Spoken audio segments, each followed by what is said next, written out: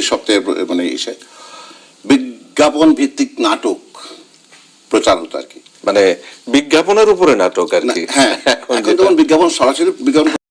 চেহারার সেই চিরচেনা গম্ভীর বাপ, চোখের তীক্ষ্ণ চাউনি আর সংলাপের অসাধারণ পারফেকশন।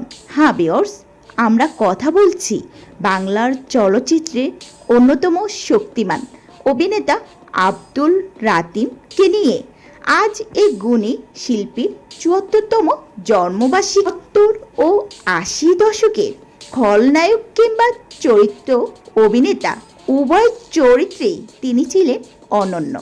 দেবদাস, হারানো সুর, শুকতারা কিংবা লালু বুলুর মতো অসংখ্য কালজয়ী চলচ্চিত্রে তার অভিনয় আজও দর্শকের মনে দাগ কেটে আছে।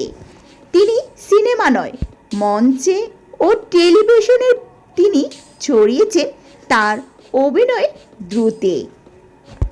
পর্দায় তাকে নেতিবাচক চরিত্রে দেখে অনেকে হয়তো ভয় পেতেন, কিন্তু বাস্তবে তিনি ছিলেন অত্যন্ত অমায়িক এবং বিনয়ী একজন মানুষ।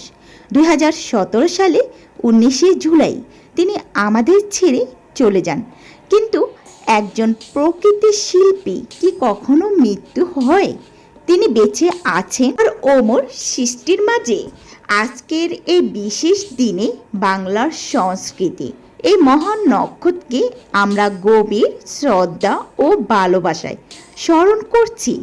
ওপারে ভালো থাকবেন আমাদের প্রিয় রাতিম ভাই।